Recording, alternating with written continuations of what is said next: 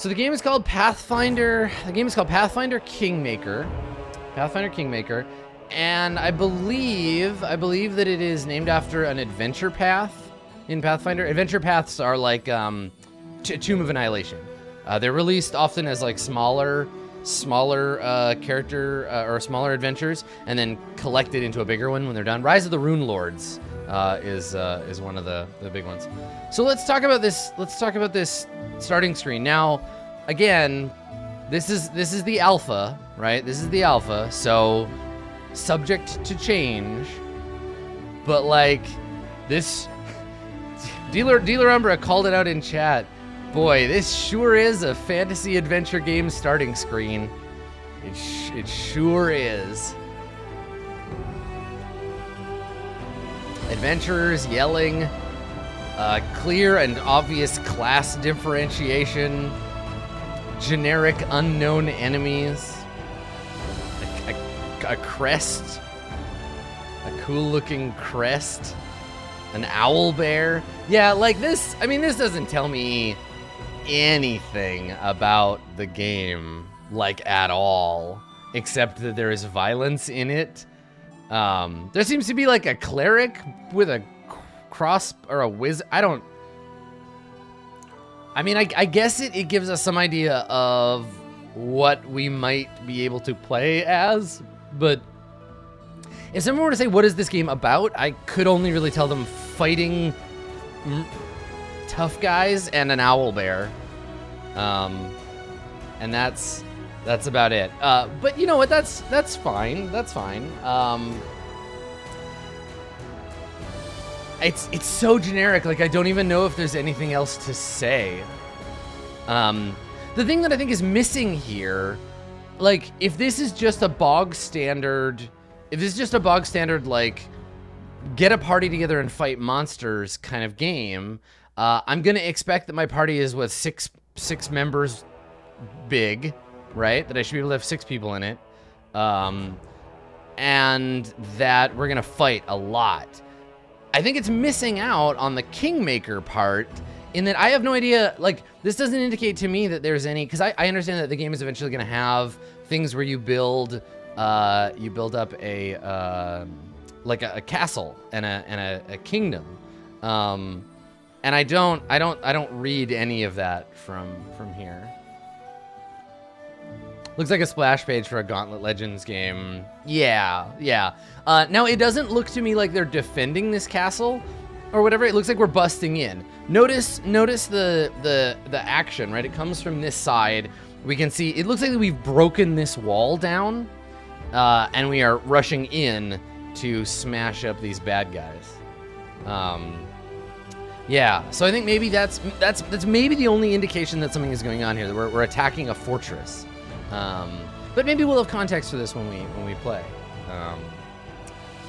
So we're the bad guys, cool. I mean, no, you can tell we're the good guys because we are all different and they're all the same as each other. We have diversity, but not really. I mean, we have a couple of ladies and there's a lot of white people and a green dude. But you can tell that they're bad guys because they're all dressed the same. They're wearing bad guy uniforms. So let's look at the options. I'm blocking. You can't see behind my head is exit right here, exit and license, which I'm not going to look at. But we have the option to continue. We have new game, we have load game, and we have options. Pretty bog standard stuff. Credits are not done yet. Let's take a look at the options screen. So for the options, I can use medium difficulty, adapted rules, or core rules. Now, this is interesting to me. Hey, Torn. Welcome back. Thank you. Also, Jay Tigwell, you want to put your sub money on the owlbear? Yeah. I don't know what level those people are. So, medium difficulty, adapted rules, and core rules, which... Again, okay, so we're a left to right reading society, which indicates to me medium difficulty is the easiest, adapted rules is medium, and core rules is the hardest, which indicates to me that the core rules being the hardest means we play by all the Pathfinder rules, Adapted is probably some kind of like part-way version of the Pathfinder rules. And then medium difficulty, I think, is probably just like only computer type stuff, right? Like, I'm super curious about what these difficulties mean. Grizzlefluff, welcome back. Right, tall, grande, and venti. But yeah, again, the UI will, I'm sure, have additional information about these.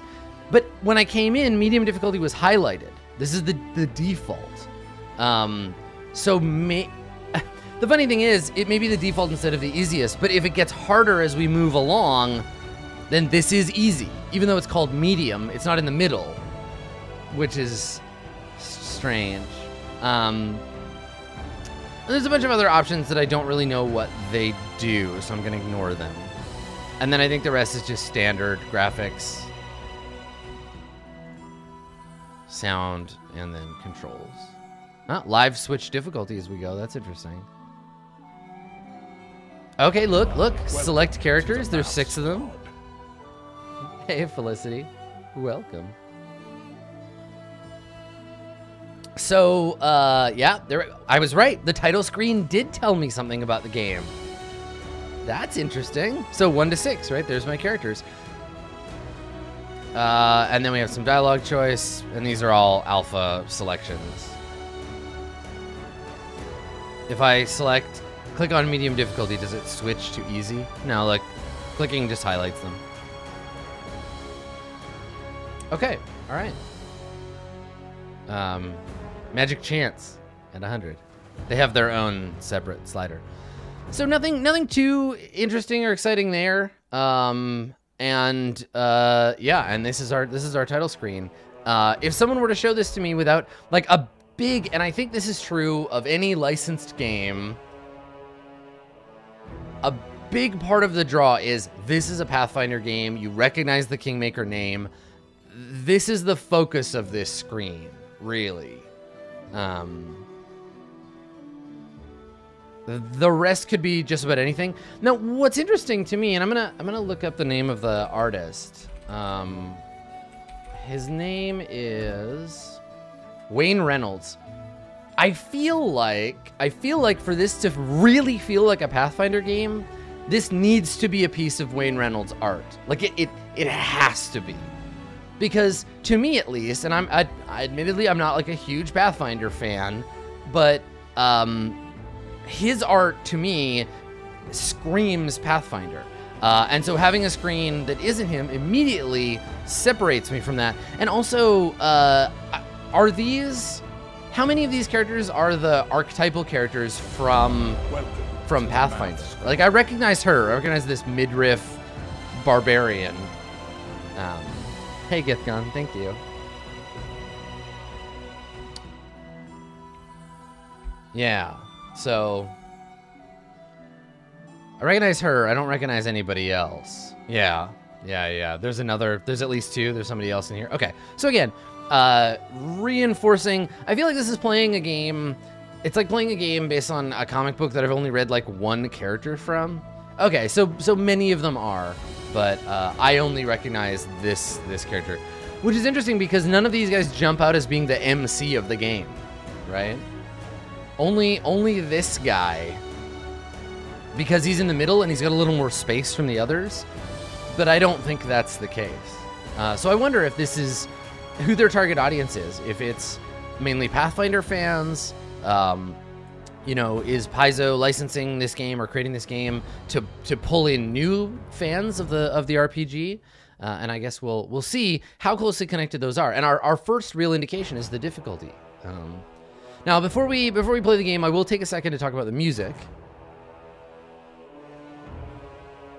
which is basically just every fantasy game title screen music of all time. Right?